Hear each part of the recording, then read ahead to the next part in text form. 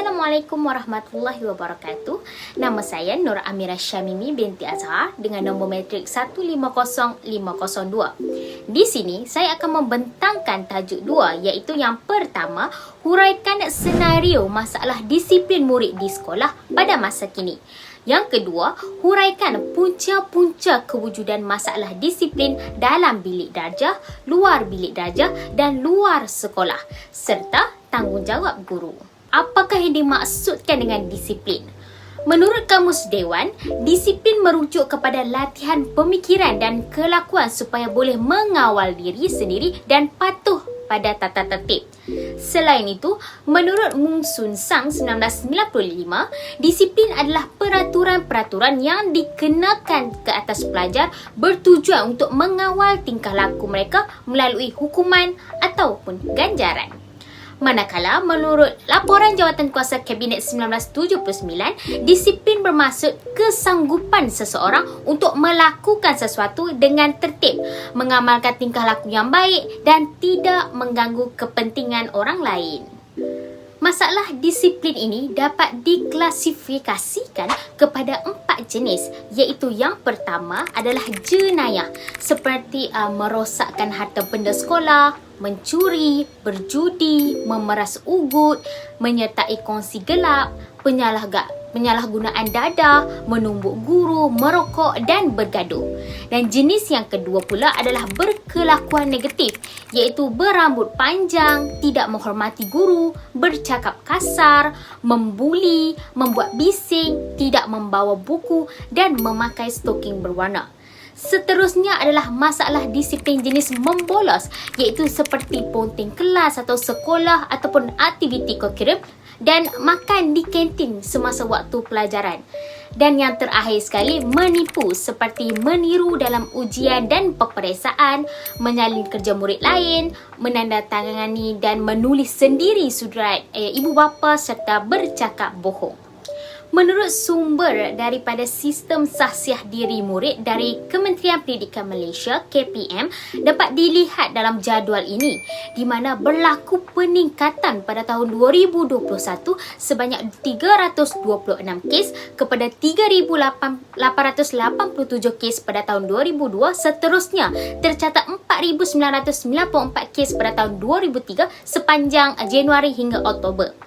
Menurut Harian Metro, Kementerian Pendidikan Malaysia mendedahkan jumlah kes buli di sekolah terus melonjak naik, di mana dapat dilihat kes pada tahun 2021 lebih rendah disebabkan pelaksanaan Perintah Kawalan Pergerakan bagi menangani gelombang COVID-19. Timbalan Menteri Pendidikan Lim Hui Yin memaklumkan kerajaan bercadang untuk menambah jumlah guru kaunseling sekiranya kes buli terus meningkat. Faktor wujud masalah disiplin dalam bilik darjah yang pertama adalah faktor pendekatan guru.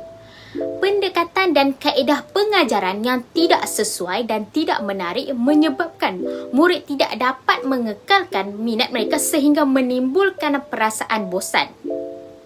Faktor seterusnya adalah faktor hubungan antara guru dan pelajar yang kurang baik dan kurang mesra. Guru lebih bersifat statik dan hanya menumpukan kepada objektif akademik semata-mata.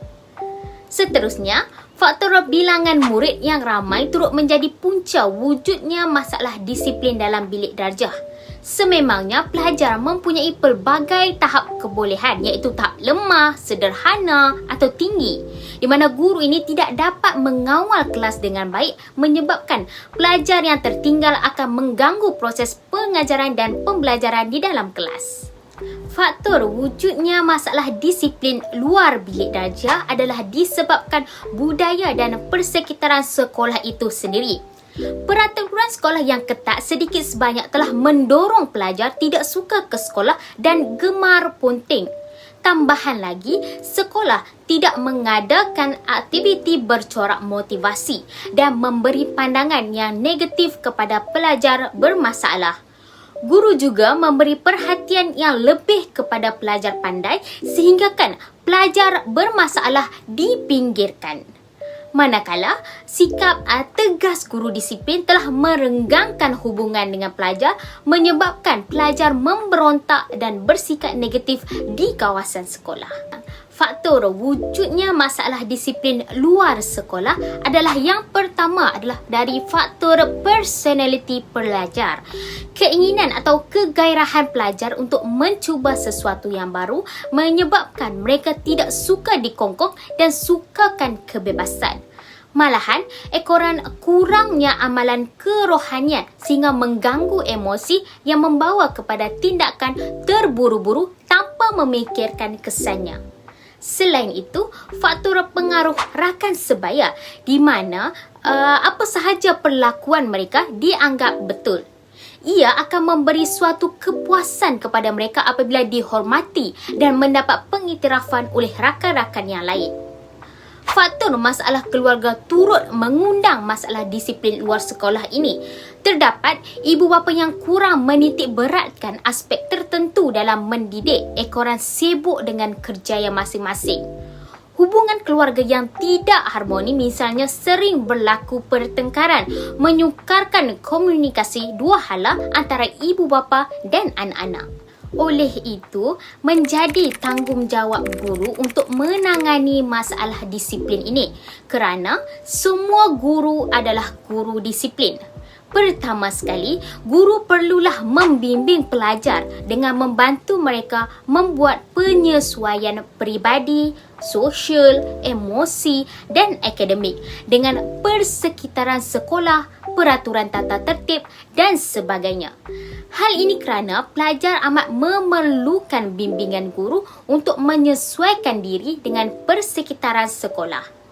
Tambahan lagi, guru juga perlu memberi kesedaran iaitu di mana guru perlu mengenal pasti pelajar yang bermasalah atau mempunyai kesulitan dalam diri sendiri, misalnya konflik jiwa, kekecewaan, rasa tersingkir, rendah diri dan bosan dalam hidup.